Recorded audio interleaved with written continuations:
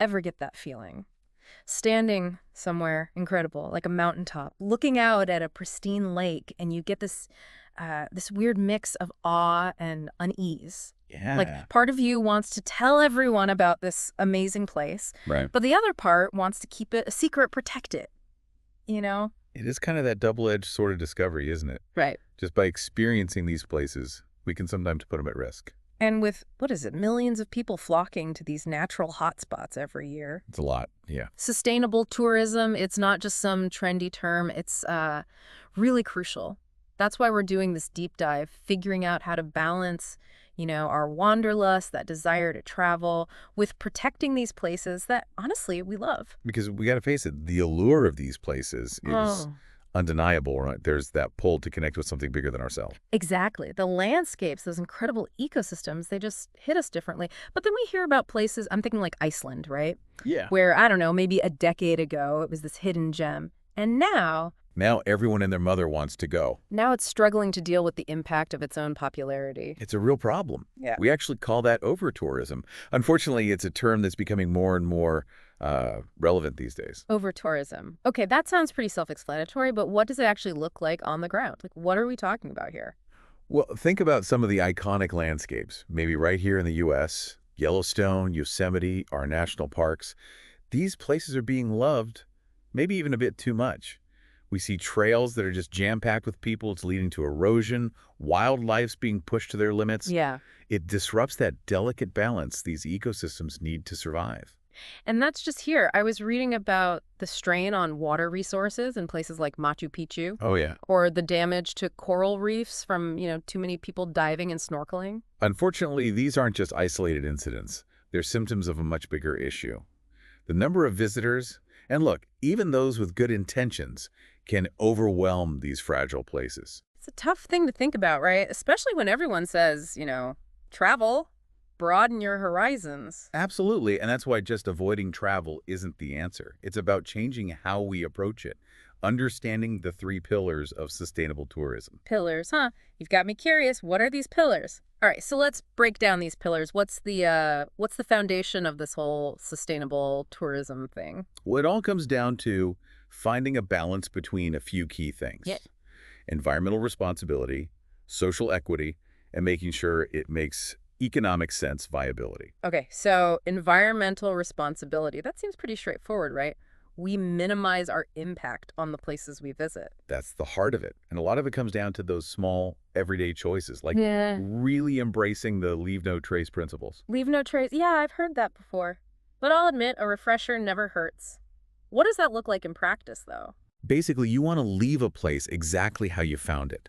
So that means packing out everything you pack in, even those little things like food scraps, that tiny lens cloth you might use for your camera, Right. all of it. Stick to those marked trails, even when, you see a shortcut that looks tempting. It's hard to resist sometimes. I know. But even just stepping off the path can really do some damage to the vegetation. And of course, observe wildlife from a distance. We want to appreciate them, not stress them out. Okay, so basically, channel our inner ninja, but for nature. Be stealthy and respectful. Exactly. And another big part of the environmental piece is thinking about transportation. Yeah, that's a big one, especially air travel. Not exactly known for being eco-friendly. You're right, aviation does leave a big carbon footprint. But the idea isn't to, never fly again. Maybe you could explore a region by train instead. Or if you can, choose somewhere to stay that's within walking distance of the stuff you want to see. That's actually a really cool way to experience a place, walking around. It is. And those electric vehicle charging stations, keep an eye out for them. They're everywhere now. It makes sense that how we use resources at our destinations plays a role too, right? Huge. Think about it, millions of tourists out there. Even small things add up quickly. Reusing towels, taking shorter showers, being smart about electricity, it all makes a difference. Okay, we've talked about treading lightly on the environment. What about this social equity pillar? That one's a little more nuanced. How does that play into travel? We have to remember, behind those amazing landscapes are real people, vibrant communities. When you choose locally owned businesses, I'm talking restaurants, shops, tour operators, You're making sure that tourist money goes right back to the people who call that place home. So it's about being mindful of where our money is going and making sure it benefits the actual community. Exactly. And it's not just about the economics either. It's about engaging with their cultures respectfully, learning about local customs and traditions, maybe even joining community-led tourism initiatives. So instead of just observing, you actually participate in a way that benefits the community. That's really cool. It is. It's about being a good guest, not just someone who shows up and consumes experiences. Definitely. Okay, and the third pillar, economic viability. For tourism to really be sustainable, it's got to be a solid source of income for local communities, not just a way for, big corporations to cash in. How can we make sure our tourist dollars are doing some good then, not just going to huge companies? One way is to look for eco-conscious tour operators. They'll have certifications, maybe be affiliated with organizations that are known for sustainability. Do a little digging. So being informed about who we choose to travel with. I like it. Exactly. And something else a lot of people don't think about, park fees. Ah, park fees. I gotta admit, those always feel like an extra expense when you're on a budget. I get it, but they're important. Those fees often go directly back into protecting that place, maintaining trails, protecting wildlife, all the stuff we're there to experience. Okay, I'm starting to look at park fees in a whole new light now. They're an investment. So we've covered what it is and why it's important.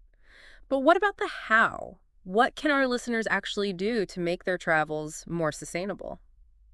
Well, I gotta say, just knowing that the choices we make can actually make a difference, it's kind of empowering, right? Yeah, absolutely. But where do we even begin? What can our listeners do, like right now, to make their travels more sustainable? It can be as simple as just shifting your mindset.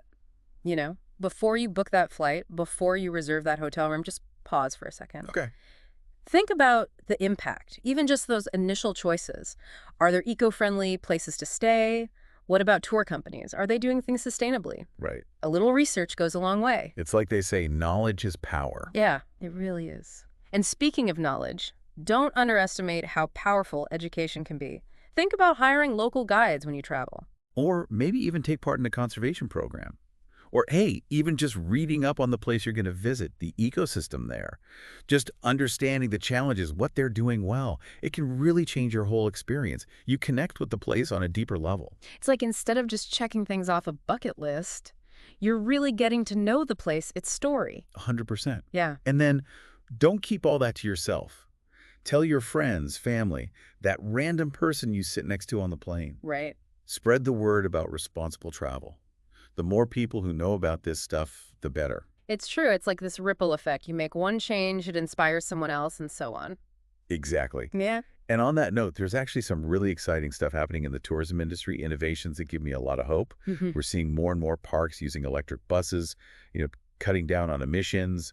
Resorts are switching to renewable energy, solar power, things like that. Wow. They're even using drones and sensors to keep track of wildlife, monitor what's happening in the environment. That's so cool. It is. And they could do all that without disturbing the environment, which is huge. That is really cool. So we can't talk about sustainable tourism without talking about our oceans, right? What about those marine protected areas we hear about? Why are those so important? Good question. Think of marine protected areas, or MPAs, like those underwater national parks. They're specific zones in the ocean that are basically set aside, protected for conservation. They protect marine life from, well, everything really: overfishing, pollution, and yeah, even the negative impacts tourism can have. So they're like these safe havens, these pockets where the ocean can thrive. Exactly. But, and this is important, responsible tourism is still allowed. Imagine going snorkeling or diving in an MPA. You're seeing this amazing underwater world that's protected, that'll be there for years to come. Wow. It adds a whole other layer to the experience. It's like stepping into a living, breathing example of conservation working, right? That's got to be unforgettable. Well, we've covered a lot today. We've talked about the good, the bad, the hopeful. What's the one thing you really want our listeners to take away from this deep dive? I think the most important thing is to remember that we all have a part to play. Yeah. You don't have to be perfect. It's not about that. It's just about making those conscious choices, however small they seem. If we all do that, we can make travel more sustainable, more responsible. It's about being mindful, thinking about how our choices impact the planet and the people and the places we visit. And you know what? Sustainable travel, it's not about giving up those amazing experiences. It's about knowing that when you travel this way, you're part of something bigger. I love that. Yeah. Every trip, every time you go somewhere new, it's a chance to put your money where your values are, support the businesses and organizations that are doing good things. So true. Keep exploring out there, keep learning about this stuff, and hey, keep sharing what you find out. Until next time, everyone, happy adventuring.